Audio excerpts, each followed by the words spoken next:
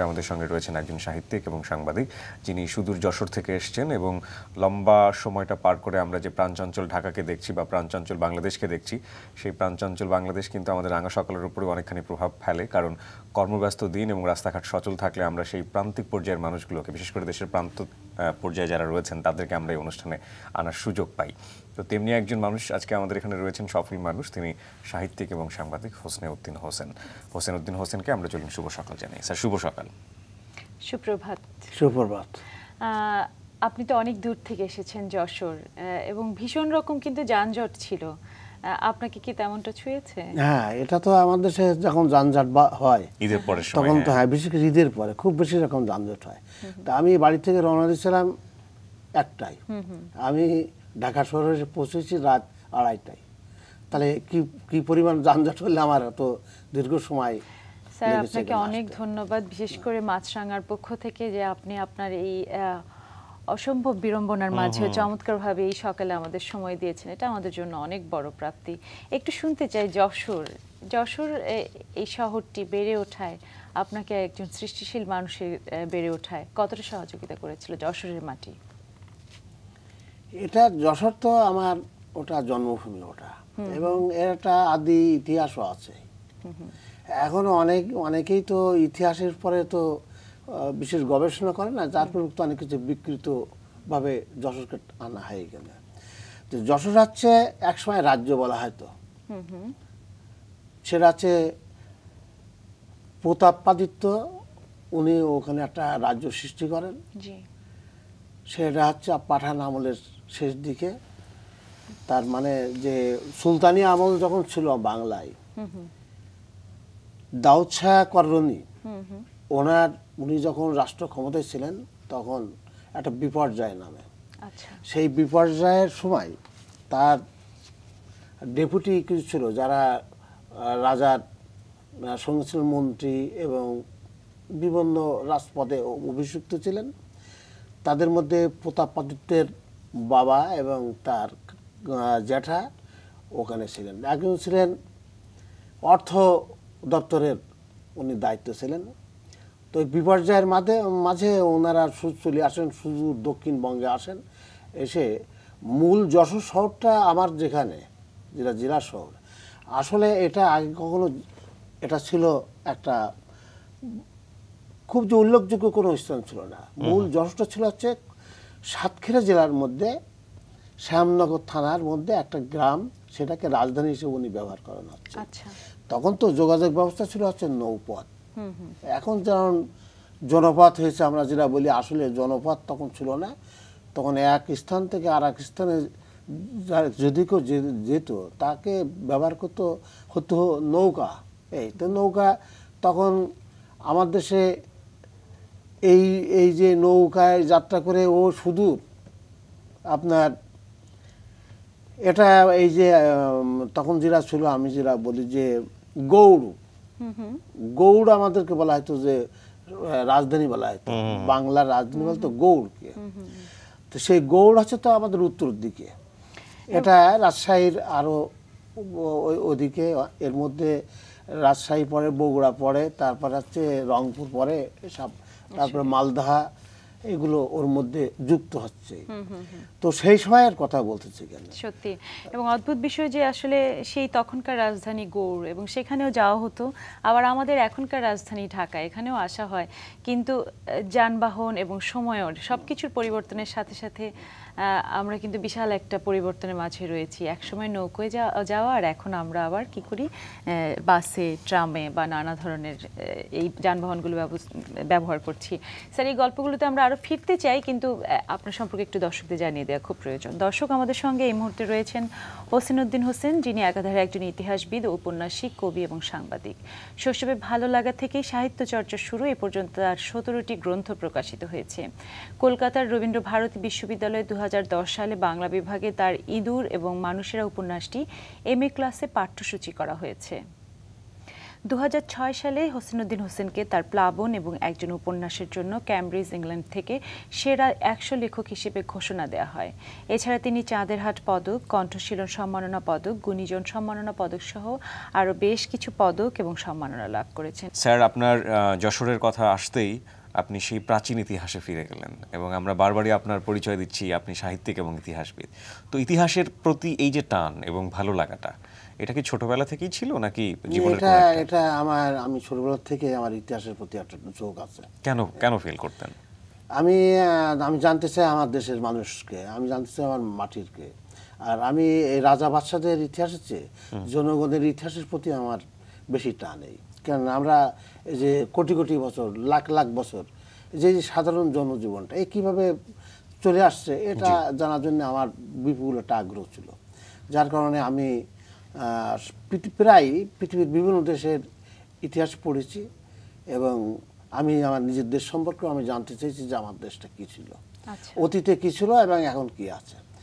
এই জন্যে আমার ইতিহাসটা আমার কাছে খুবই একটা ভালো একটা বিষয় বলে আমি মনে করি। আচ্ছা স্যার, এখন তো ইতিহাস বা সাহিত্য নিয়ে লেখালেখি চলছে, কিন্তু আপনি মানে প্রথম দিকে কবিতাও লিখতেন, তাই না? আমার শুরু হয়েছিল কবিতা দিয়ে, কারণ আমার দেশে যারা শুরু করে তারা কবিতা দিয়েই প্রথম শুরু করে। এখন কি কবিতা লেখেন? এখন আমি কবিতা লিখি, কারণ কবিতা হচ্ছে এমন একটা শিল্প মাধ্যম যে অনেক জিনিস আছে যে গদ্যে প্রকাশ করা সম্ভব হয় না।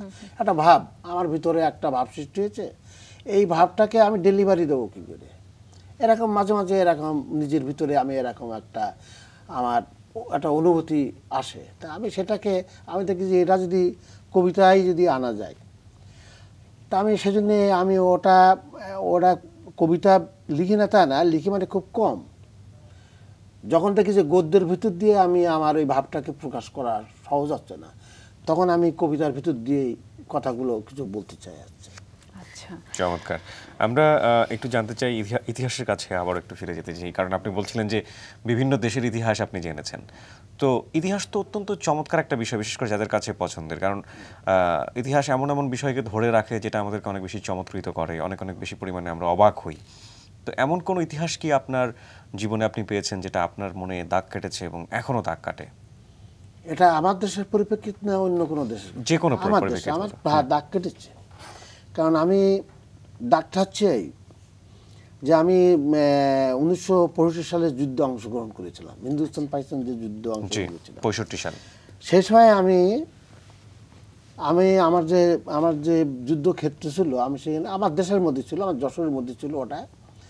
তা আমি খুঁজতে খুঁজতে আমি একটা জায়গায় দেখলাম যে পাহাড়ের মতো উঁচু কিছু জায়গা আছে এখানে, তার পাশে পুকুর, একটা পুকুর নেই একাধিক পুকুর আছে। তা আমি দেখি জঙ্গল হয়ে গেছে ওখানে। তো আমি ছিলাম 16 বালুচির সঙ্গে। জি। তো সিপাহীরা কি করে, কোথায় কি করছে না করছে এগুলো দেখার দায়িত্ব আমার কিছুটা ছিল। তা আমি আমার সঙ্গে যিনি মেজর সাহেব ছিলেন, দুজন আমরা দেখতে বেরিয়েছিলাম যে ওরা কিভাবে কাজ করছে। সেখানে ট্রেন্স কাটা হচ্ছিল। ট্রেন্স কাটতে যেয়ে ওরা সিপাহীরা আমাদের ডেকে বলছে যে সাহেব এদের খুব সুন্দর ইট বেরোচ্ছে ওর থেকে।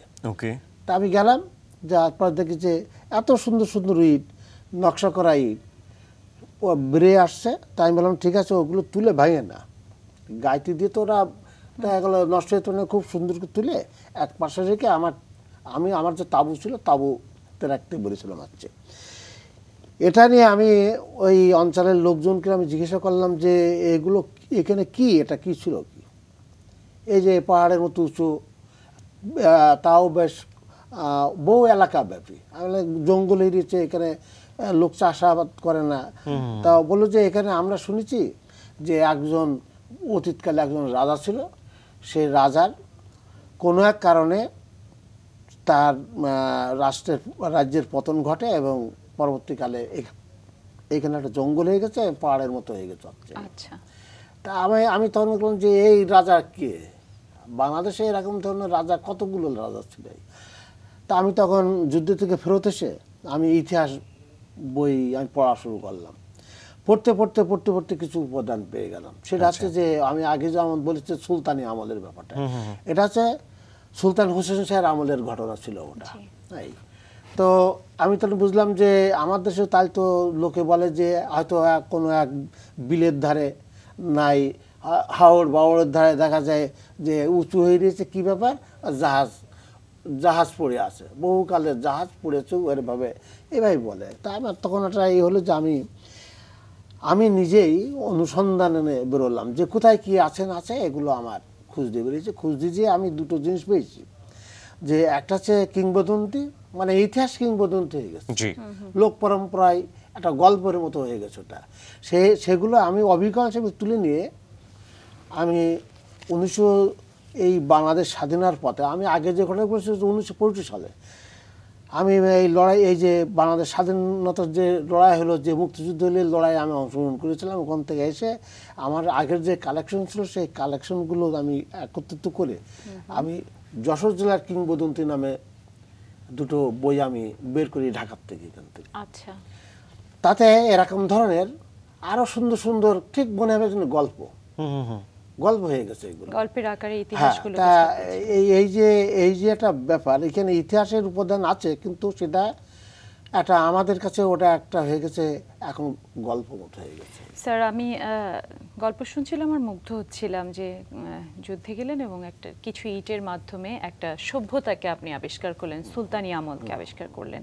কিন্তু আমার কাছে এই যে সামনে থাকা যে বইগুলো, সেগুলো কিন্তু আমার কাছে এক একটা ইটের মতো মনে হয়। মাঝে মাঝে মনে হয় যে এই ইটগুলো কোনো একটা সময়ে, বই নামক ইটগুলো আমাদের এই সময়কে প্রতিনিধিত্ব করতে পারবে কিনা, বা আজ থেকে 100 বছর পর যদি কোনো পাঠক এই বইগুলো তুলে নেয়, তবে কি এই সময়কে আবিষ্কার করতে পারবে তো আমার উপন্যাসে একটা দুটো জিনিস আছে।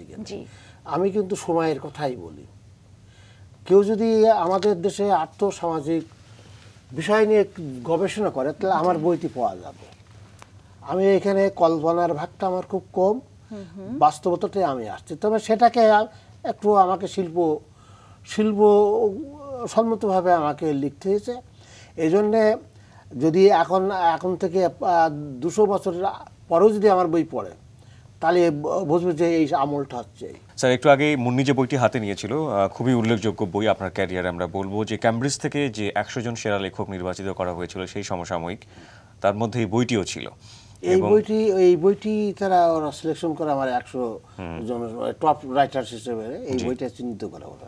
আচ্ছা, তো এটার প্রেক্ষাপট নিয়ে আপনি আমাদেরকে একটু বলতেন। এটা প্রেক্ষাপট আছে আমাদের যে গ্রাম সমাজে, তো আমরা বিভিন্ন রকম মানুষের বিপর্যয় দেখি। তার ভিতরে দুটো জিনিসের অর্থনৈতিক দিক থেকে বলি, যে মানুষ জমি হারায় পড়ে। তার একটা হচ্ছে মহাজনী শোষণ, এটা হচ্ছে সবচেয়ে বড় জিনিস হচ্ছে এখানে। তারপরে চাষাবাদের, আমাদের যে কারে চাষাবাদ করে অল্প জমির মধ্যে, এখানে যে ফসল উৎপাদন হয় সে তা দিয়ে তার জীবিকা নির্ভর করা খুবই কষ্টকর ব্যাপার হচ্ছে। এরকম একটা পরিবার যে হয়তো সুস্থভাবে জীবনযাপন করতে চেয়েছে, কিন্তু মহাজনের খপ্পরে পড়ে তার জমিও চলে গেছে, লাঙলও চলে গেছে, তারপরে এমনকি ঘর বাড়িও প্রায় শেষ হয়ে গেছে। তো ওই যে সময়ের কথা আমি বলেছি, আমাদের সাথে প্লাবন তো প্রায় প্রত্যেক বছরই আসে। তো কেউ শহরে বসে প্লাবন দেখে, কেউ গ্রামে বসে প্লাবন দেখে। তো আমার এটা হচ্ছে যে এখানে একটা নৌকার ব্যাপার আছে। এখানে সেই নৌকাটা হচ্ছে কি, যে একটা নদীর যে চরে এই নৌকাটা ভগ্ন অবস্থায় ছিল। তা ইতিহাস হচ্ছে যে মনু মণ্ডল বলে একজন কৃষক, তার ছেলে ধনু মণ্ডল, সে একবার মাছ মারতে গেছিল রাত্রিবেলা। তাও আমাদের ঝড় বৃষ্টি তো প্রায় অহরহ হয়, সেই ঝড়ে ওই নৌকায় তার মৃত্যু ঘটে এবং পাড়ে ওই নৌকাটা পড়ে থাকে। তো এটা সে যখন আপনার প্রায় জমি জমা প্রায় সব কিছু হারাই ফেলতেছে এই মনু মণ্ডল, তখন সে দেখলো যে আমার জীবিকা নির্বাচিত করতে হলে আমার এই নৌকাটাকে মেরামত করার দরকার। ওটা নিয়ে আমি আমাদের তো ওই শুধু যে চাষাবাদ করে তা না, অনেকে আবার নৌকায়ও আবার কিছু চালিয়ে কিছু জীবিকা নির্বাহ করে। এরকম একটা তার মাছও মারতে পারে, আবার এক জায়গা থেকে আরেক জায়গায়ও লোকজন নিয়ে যেতে পারে। তো এরকম একটা ঘটনা আমি ওর মধ্যে নিয়ে আসছি যে যখন তার এখানে আমার এই এই যে নৌকা মেরামত করার একটা বিষয় আছে এখানে।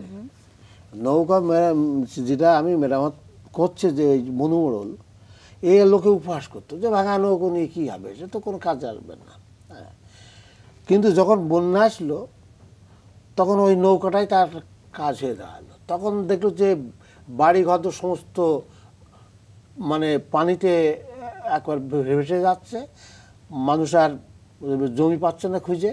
তখন যে জায়গার মতো কোথাও যদি উঁচু ডাঙা থাকে সেদিকেই যাওয়ার একটা চেষ্টা করতে, যেও দেখা যাচ্ছে যে মানুষ টিকতে পারছে না। আচ্ছা, স্কুল ঘরে হচ্ছে, কোন জায়গায় হচ্ছে, সেখানে পানি উঠছে।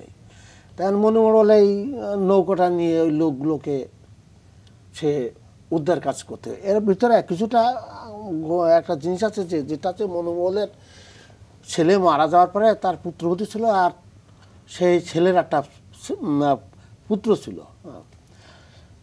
তারা ওই সমাজের, আমার দেশে তো এক বিধবা হয়ে গেলে তাদের আবার সমাজে স্থানটা অন্যরকম হয়ে পড়ে।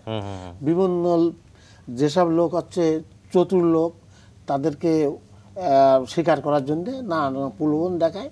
তো যাই হোক, এরকম একজন গ্রাম্য টাউট, সে তাকে নিজের ব্যবহার করার জন্য চেষ্টা করেছিল। সে রাজি টাজি হয়নি, না তাকে কলঙ্কিত করে তাকে সে গ্রাম ছাড়া করে এবং মনুমরলকে বলে, তোমার এই যে পুত্রবধূ তো খারাপ, ভালো না, তুমি 5 ওয়াক্ত নামাজ পড়ো, সব কিছু করো। এবং এই কনস্পিরেসিটা শুরু হয়েছে মসজিদ থেকে। আমাদের সে মোল্লারা যা করে, মসজিদটাকে কেন্দ্র করেই শুরু হচ্ছে এখানে করে। ও দেখলো যে আমি নামাজ পড়ি, আমার পুত্রবধূ, তার তো নানা রকম কলঙ্ক, তা আমি তার হাতে আমি তো খাওয়াতে আমার এখন ঠিক হবে না। যাই হোক, এই অবস্থায় তার পুত্রবধূ ওখান থেকে চলে যায়। এই যে বন্যাও এসে গেল, আসার পরে অন্য অন্য লোকের সে খুঁজতে থাকে। কিন্তু ওর একটা যে বুড়ি ওই তার পুত্রবধূকে এই মানে তার স্বভাব খারাপ, মহিলা পুত্রবধূ ভালো না, এরকম ধরনের কলঙ্ক যে বুড়ির মাধ্যমে রটন হয়েছিল, সেই বুড়িরা এবার সে একটা আশ্রয় নিয়েছিল, কিন্তু সেখান থেকে সে আর কোথাও যেতে পারছে না। তখন সে ডুবে যাচ্ছিল, এই নৌকার ভিতরে তাকে তোলার পরে ও বললো যে তাকে একটা জায়গায় রাখে, বললো যে আমাকে তুমি উদ্ধার করা কেন উদ্ধার করলো, আমি তোমার অনেক ক্ষতি করেছি। তো কি, তো তোমার পুত্রবধূ অনেক ভালো ছিল, আমি অমুকের প্ররোচনায় আমি তার বিরুদ্ধে এরকম নানান রকম তার বিরুদ্ধে কথা বলেছি, তা আমার খুব ক্ষমা করো। চমৎকার। আসলে একটি উপন্যাসের এত চমৎকার গল্প, এবং এভাবে শুনে আমার সময় চলে যাবে। এই বইটি বরং আমরা পড়ে নেব, পড়ে পুরো গল্পটি জেনে নেব, কারণ চমৎকার। আর সবচেয়ে বড় ব্যাপার হলো যে স্যার, গ্রামীণ পটভূমি এবং আমাদের নানা অন্ধবিশ্বাস, কুসংস্কার এবং আমাদের বাস্তবতা এবং সব কিছু মিলিয়ে আপনাদের এই বইগুলো কিন্তু আমাদেরকে পুরো সংস্কৃতি এবং পুরো বিষয়টিকেই খুব পরিষ্কার করে ফেলে। আমার ধারণা এই বইটিও তার আরেকটি উদাহরণ। স্যার, একটু শুনি যে এই বইটি তো সেরা 100 লেখার মাঝে পুরস্কার পেয়েছিল ইংল্যান্ড থেকে। মনোনীত করা হয়েছিল কিভাবে বইটিকে? এটা আমার অনেক আগের থেকে ইচ্ছে ছিল যে এটা ইংরেজিতে করা যায় কিনা। আচ্ছা। তখন আমি যারা যারা ইংরেজিতে দক্ষ তাদের আমি বলার পরে তারা মানে এই যে অনুবাদ করার একটা যে আগ্রহ থাকে, তো এরকম পাওয়া যায় না। তো আমারই খুব পরিচিত একজন ইংরেজির অধ্যাপক, তিনি মফস্বল এক কলেজের, তিনি একটা কলেজে তিনি অধ্যাপনা করেন। তিনি বললেন যে আমি করব। তো অনুবাদটা খুব স্বচ্ছ হয়েছিল। স্বচ্ছ হওয়ার পরে আমি দেখলাম যে আমার দেশে এগুলো প্রকাশ করবো, দিল্লি তো এরা প্রকাশ করতেও পারে না পারো। তা আমি বিভিন্ন ইংল্যান্ডের কি আমেরিকার ওদের ওই পাবলিশারদের বেশ কিছু ঠিকানা জোগাড় করলে আমি ওদের কাছে ডাকযোগে পাঠালাম যে আমি আমার এই উপন্যাসটা অনুভূত হয়েছে, এটা প্রকাশ করা যায় কিনা। তো 4টে প্রকাশক পছন্দ করলে ওরা আমাকে জানাইলো যে হ্যাঁ, আপনার বইটা ভালো হয়েছে। তো একজন বললেন যে এত ক্লাসিক যে আমাদের পাঠকরা এত গ্রহণ করবে না। আরও কয়েকজন বললে ঠিক আছে, আমরা ওটা বের করব। তো যাই হোক, মিনার্ভা বলে লন্ডনের একটা প্রকাশনা, তারা খুব আগ্রহ প্রকাশ করলো, করার পরে আমি বললাম ঠিক আছে আপনারা, ওরা প্রকাশ করার ইচ্ছা প্রকাশ করলে আমি ওদের সঙ্গে, ওরা আমাকে একটা ফর্ম দিল চুক্তি ইয়ে করার জন্য। আমি তাদের সঙ্গে আমি ওদের ওরা যা দাবি জানাইছিল আর আমার যেটা দাবি ছিল মোটামুটি একটা লিখিতভাবে ওটা হয়, হওয়ার পরে বইটা ওরা প্রকাশ করে। কত সালে হলো এটা? এবং এটা প্রকাশ করে হচ্ছে আপনার 2005 সালে, 2004 সালে। স্যার আপনার বইটি কিভাবে মনোনীত হলো এবং পুরস্কার পেল তা একটু শুনছিলাম। আমরা একটু মানে বিশেষভাবে শুনতে চাই যে যখন আপনি জানতে পারলেন যে 100 লেখকের সম্মানের মাঝে আপনি একজন, তার মাঝে একজন লেখক, এই খবরটি কবে এলো, আপনার অনুভূতি কি ছিল? ওরা আমার কাছে একটা চিঠি দিল যে আপনার এই বইটা আমরা পাঠ করেছি এবং আমরা ওয়ার্ল্ডের আমরা বললেন যে টপ 100 রাইটার্স, তার মধ্যে আপনাকে আমরা এটা মনোনীত করতে চাচ্ছি। তা আমি শুনে খুব খুশি হলাম, একটু নিজেও একটু আশ্চর্য হয়েছিলাম যে কি এমন কি আছে ওর মধ্যে যে তারা দেখলো আমাকে এই মনোনীত করেছে। এবং ওই চিঠির সঙ্গে ছিল যে আপনাকে আমরা যে একটা গোল্ড মেডেল দেবো, 5 ভরি ওজনের একটা গোল্ড মেডেল দেবো, তা আপনি কি আপনার দেশে পাঠালে কি সুবিধা হবে না আপনি এখানে এসে নেবেন? তখন আমি দেখলাম যে যদি ওখানে যাওয়ার সুযোগ হয় আমার, তাহলে আমি বাদ কেন দেশে বসে থাকবো। সেই তো এই জন্য আমি ওদের কাছে চিঠি দিলাম যে আমি আপনাদের ওখানে যেতে চাই এবং কিভাবে যাব আপনারাই করবেন, ব্যবস্থাপনাটা আপনি করবেন। তোরা খুব খুশি হলো, খুশি হওয়ার পরে বলছে যে ঠিক আছে আমরা কাগজপত্র পাঠাচ্ছি, আপনি ভিসা অফিসে যাবেন, দিলে আপনাকে দিয়ে দেবে। এই এবং আপনি যে তারপরে আমি আমার পাসপোর্ট ছিল আন্তর্জাতিক পাসপোর্ট, তা আমি বললাম যে আমার সঙ্গে আমার স্ত্রী যাবে। ওরা দুজনকে অ্যালাউ করে না, তো যাই হোক অ্যালাউ করলো, করার পরে আমি এখান থেকে ভিসা পেলাম, ভিসা পাওয়ার পরে আমি চলে গেলাম ওখানে। আচ্ছা, এবং সেই পুরস্কারটি আপনি নিয়ে এলেন। স্যার আমি একটু বিশেষভাবে জানতে চাই যে যশোরে আপনি থাকেন এবং অসাধারণ আপনার সব লেখনী, আপনার অসম্ভব ভালো ভালো বই, এবং আরও আপনার একটি বই সম্পর্কে তো আজ না বললেই নয় যে আপনার একটি বই কলকাতায় রবীন্দ্রভারতীতে MA ক্লাসে তা পাঠ্যসূচি হিসেবে অন্তর্ভুক্ত হয়েছে। এটা তো অনেক সম্মানের কথা। সুদূর যশোরে বসে ঢাকার আলোর একদম দূর থেকে, ঢাকার আলো থেকে দূরে, ওখানে বসে এই লেখনী এবং তা পরবর্তীতে এত বড় বড় জায়গায় পৌঁছে দেয়া, এটা একটু ঝুঁকির ব্যাপার না? এটা আমার পক্ষে সম্ভব হয়েছে আমার দুটো কারণ। কি করে? কারণ আমার বাড়িটা একবার বর্ডারের কাছাকাছি, জি, কলকাতার সঙ্গে আমার খুব ভালো একটা সম্পর্ক, এবং আমার ঢাকায় যতটুকু না পরিচিতি, আমার কলকাতায় তার চেয়ে বেশি পরিচিতি। আচ্ছা, তো আমার একটা কিছু বই হলে ওদের কাছে আমি পাঠাই, শুধু করলে যোগাযোগের জন্য না, তারা রিভিউ করে যে আমার সম্পর্কে তারা কি কমেন্ট করে, এটা আমি জানতে চাই তাদের কাছে।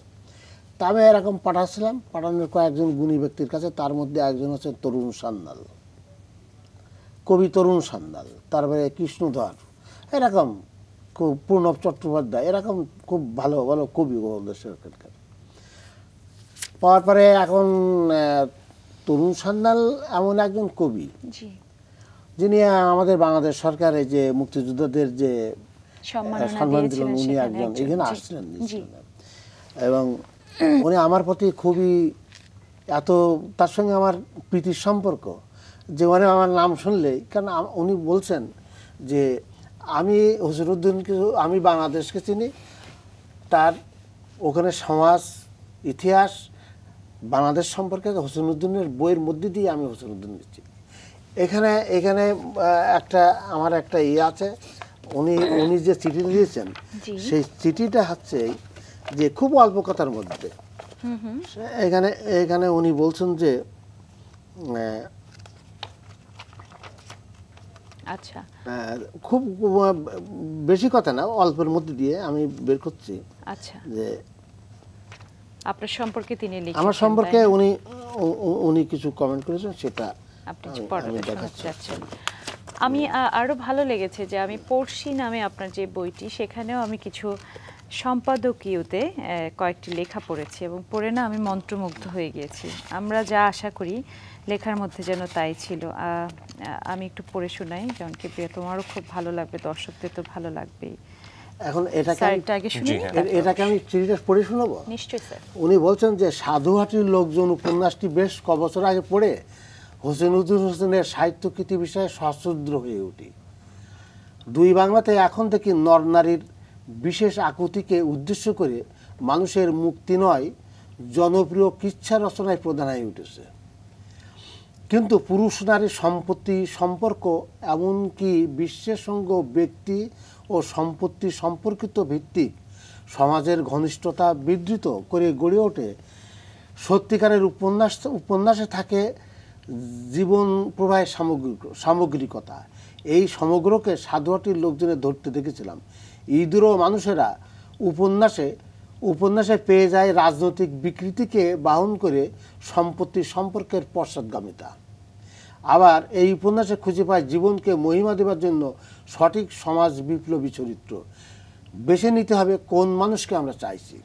হোসেনুদ্দিন হোসেনের রচনা তালিকায় দেখছি ভলতেয়ার, ফ্লোবেয়ার, তলস্তায় বিবেচনার মধ্যে দিয়ে যুগ মানুষ আবিষ্কার। হোসেনুদ্দিন হোসেন সেই ধ্রুপদী বা ক্লাসিক্যাল ঘরানার মানুষ যার রচনা পড়ে আবহমান জীবনের সঙ্গে চলমান জীবনকে মিলিয়ে দেখা যায়। আমি সম্প্রতি বাংলাদেশকে যতটুকু চিনেছি তার অনেকটাই হোসেনুদ্দিন হোসেনের রচনা থেকে পাওয়া।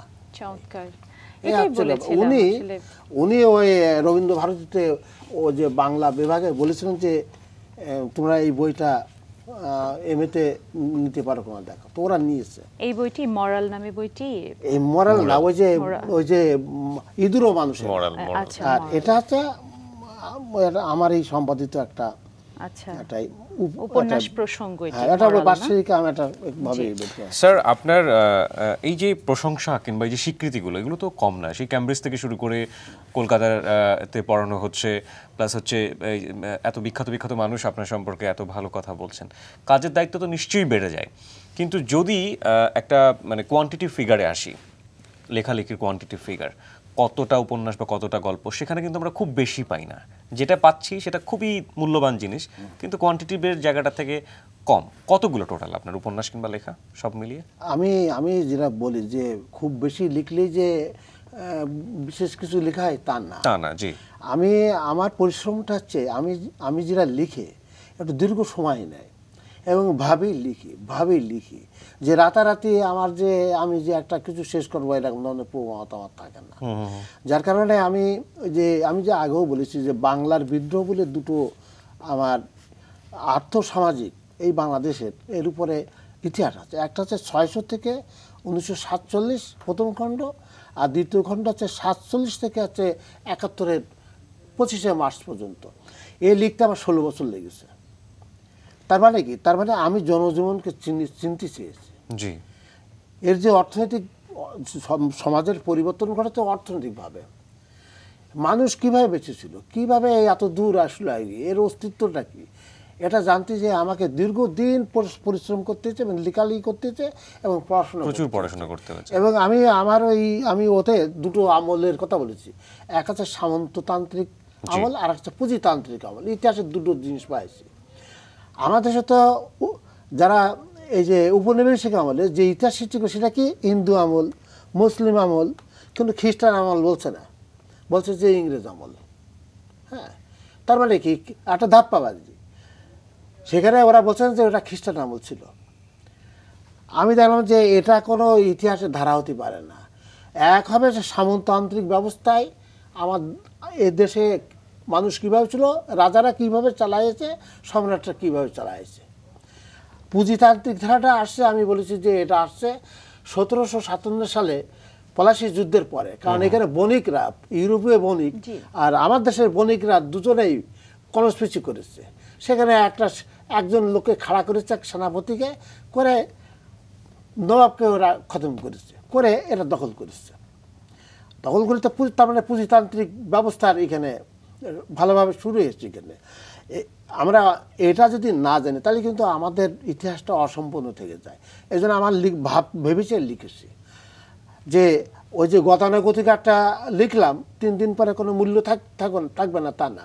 আমার এদেশে একটা ব্যাপার আছে আমাদের এখানে, কেউ কাউকে স্বীকার করতে চায় না। তার কারণ কি? যে জেলাসি, অমুক ভালো কাজ করেছে, নাম বলা যাবে না। প্রশংসা করা যাবে না। এখানকার অনেক নাম করা, আমি নাম বলতে চাই না, বলে যে হোসেন সাহেব আপনি লিখেছেন কিন্তু মূল্যায়ন হবে না। তার মানে কেন? তাছাড়া আপনি তো বোঝেন এখানে ওই ধরনের মূল্যায়ন করা হয় না। তাহলে আমার মূল্যায়নের দরকার নাই। আমি যেটা লিখছে এটা যদি সঠিক হয় তাহলে আমার মূল্যায়ন আমার বইয়ের মধ্যে দিতে হবে। নিশ্চয়ই। আমার ওই যে বাংলার বিরুদ্ধে উত্তরবঙ্গের ওই যে পশ্চিমবাংলার যে নর্থ বেঙ্গল ইউনিভার্সিটি আছে, ওখানকার যিনি head of the history university, তিনি আমার কাছে লিখেছেন যে আপনি ওর যা ভিতরে যা লিখেছেন আমরা অনেকে তা পড়িনি, আর যে বইয়ের আপনি রেফারেন্স দিয়েছেন এই বই আমি আপনাদের কখনো চোখে দেখিনি। তার মানে আমার তো গতানুগতিক কোনো চিন্তা না। আমার চিন্তাটা হচ্ছে আমি মানুষকে কিছু দিতে চাই এবং আমি জানাতে চাই যে আমার দেশটা কী ছিল, সঠিক ইতিহাসের মাধ্যমে। হ্যাঁ, আমি সঠিক ইতিহাসটা আমি দিতে চাই। স্যার একটু শুনি যে আপনার লেখার ভক্ত অনেকে, আপনি কার লেখার ভক্ত? আমি যেটা বলি যে আমি ভলতেয়ার পড়েছিলাম। আচ্ছা। ভলতেয়ারের জীবনের সঙ্গে আমার কিছুটা মিলতে এই কারণে উনি যখন ওনার ওই যে রাজতন্ত্রের বিরুদ্ধে কথা বলতে গেলেন তখন কিন্তু সমস্যা আসছে। উনি একটা ব্যঙ্গ করে কথাটা বলতেন, যার পরিপ্রেক্ষিতে ওনাকে বাস্তিলে ওখানে রাখা হয়। বলেছিল যে রিজেন্ট যে ওখানকার রাজতন্ত্র তো, রাজার মৃত্যুর পরে তার ছোট যে ছেলেটা ছিল সে তাকে রাষ্ট্র পরিচালক রিজেন্ট নিযুক্ত করা হয়। হ্যাঁ, বললেন যে ওই কিছু আস্থাবাদী কিছু ঘোড়া ছিল বিক্রি করে দেওয়া যাক। তোমার রাজার যে অর্থনৈতিক অবস্থা তখন খারাপ হয়ে দাঁড়াইছে। রাজপরিবারকে অর্থনৈতিকভাবে তাকে যদি সাহায্য করতে হয় তাহলে ওটা না বিক্রি করলে হয় না। উনি বলেন ওটা না করে ওখানে অনেক ওই গাধা আছে, মানে মানুষ, ও যারা ওই মন্ত্রী টন্ত্রী বসে আছে, ওদের বাতিল করলেই অনেক টাকা সাশ্রয় হবে। আমার কথাটা তাই, আমি ওইখানে তাই বলি। এখানে যারা আজকে বড় বড় কথা বলতেছে, যারা আজকে রাজনীতির কথা বলতেছে, দেশের উন্নয়নের কথা বলতেছে, আমি আমার ইঁদুরও মানুষের আমি তো সমস্ত কিছু তাদের ওদের দিকে দিয়েছি। কারণ ব্যাপার আছে যে আমি ফাইটার ছিলাম, আমি ফাইটার ছিলাম যে জাতি অস্ত্র দিয়ে দেশ মুক্ত করে তার মাথা থাকে আকাশের মধ্য, অবশ্যই, এবং তাকে ভুলুণ্ঠিত করা। তাকে আমি যুদ্ধের পরে একটা ভিক্ষার থলি দিয়ে বললাম যে এই ভিক্ষার থলি রিলিফ দিয়ে এই যে প্রবণতা সৃষ্টি করে আমার দেশে এখন রিলিফ সর্বস্ব হয়ে গেছে। জাতির কোনো চরিত্র নেই, একটা রিলিফ পেলেই দেখা গেল যে যার আছে সে ওটা নেই, আর যার নেই সে তো পায় না, সে লাভাই বেড়ায়। চমৎকার গল্প এবং বাংলাদেশের ইতিহাস, আপনার সার্বিক চিন্তাভাবনা সকল কিছুই আমরা জেনে যাচ্ছি। একটু শুনতে চাই যে গল্পে গল্পে যে প্রসঙ্গটি উঠে এলো, একজন গেরিলা যোদ্ধা, আপনি যুদ্ধ করেছেন, স্বাধীন বাংলাদেশকে পরবর্তী প্রজন্মের কাছে তুলে দিয়েছেন। প্রজন্ম সম্পর্কে আপনার ভাবনা কি? এখন আমি যেহেতু ফাইটার ছিলাম, সেহেতু আমার কিছু ব্যক্তিগত মত না, এটা আমি মনে করি হওয়া উচিত এটাই। সেটা হচ্ছে যে প্রজন্ম তো এটা উত্তরাধিকারী যারা, তাদেরকে যে আমি ভালো জিনিস না দিতে পারি তাহলে ওটা কিন্তু ওই কায়দায় থেকে যাবে, তাদের ওই ভিক্ষাজীবী হয়ে থাকতে পারছি। এখানে যে আমার দেশে আমরা আন্দোলন করি কি জন্য? ক্ষমতা দখলের জন্য, কিন্তু জাতি গঠনের জন্য আমাদের কোনো কিন্তু দান নেই। যেটা বলে জাতি একটা গঠন করতে হয়। দেশপ্রেম এমন একটা জিনিস যে দেশপ্রেম, জাতীয়তাবোধ এটাকে মানুষকে গড়ে তোলে। কিন্তু আমার দেশে এটা হচ্ছে কি যে আর্থসামাজিক যে অবস্থা, সেটা হচ্ছে কি যে এখানে পুঁজিটা আছে যেটাকে বলা হয় লুম্পেন পুঁজি, যে যা পাচ্ছে লুটিয়ে নিচ্ছে এখানে। হ্যাঁ, আর এখানে মহাজনী পুঁজিটা যেরকম এনজিওটা করতেছে, দেখা যাচ্ছে লোন দিচ্ছে, উন্নয়ন দেখাচ্ছে, আসলে উন্নয়নের কোনো কিছু নেই ওখানে। যে তার কারণ হচ্ছে প্রোডাকশনে যদি না যাওয়া যায়, এখানে যদি ইন্ডাস্ট্রিয়াল পুঁজি গ্রো করতো যদি এখানে, তাহলে ওই পুঁজিটা সার্কুলেশন হতো, সেটা ওই তৃণমূল পর্যন্ত চলে যেত। কারণ আমি পরিশ্রম করব, সেই পরিশ্রমের টাকা নিজে আমি মার্কেটে যাব। হ্যাঁ, এটা যে পুঁজির যে সম্প্রসারণ ঘটে, এখন কিন্তু তা না। এখন হচ্ছে যে ইন্ডিভিজুয়াল পুঁজিতে পরিণত হচ্ছে, পকেটে আছে টাকাটা। হ্যাঁ, আবার ব্যাংক থেকে মারারও একটা ফোন দিয়েছে যে ওখানে যতটা মেরিটে একটা কিছু করার কথা হচ্ছে, একটা জিনিস না করে আমার নিজের নিজেকে একটা বিশাল জায়গায় একটা নিয়ে আসলাম। ওখানে সেদিন দেখা যাচ্ছে যে একেবারে কিছুই নেই, একটা যোগ সাজস করে দেখা গেল যে বহু পুঁজির সে টাকা মালিক হয়ে গেছে। এতে প্রজন্মরা কী শিখবে এখানে? তাদের ভিতরে এক হতাশা ছাড়া আর নৈরাশ্য ছাড়া আমরা কোনো কিছু দিচ্ছি না।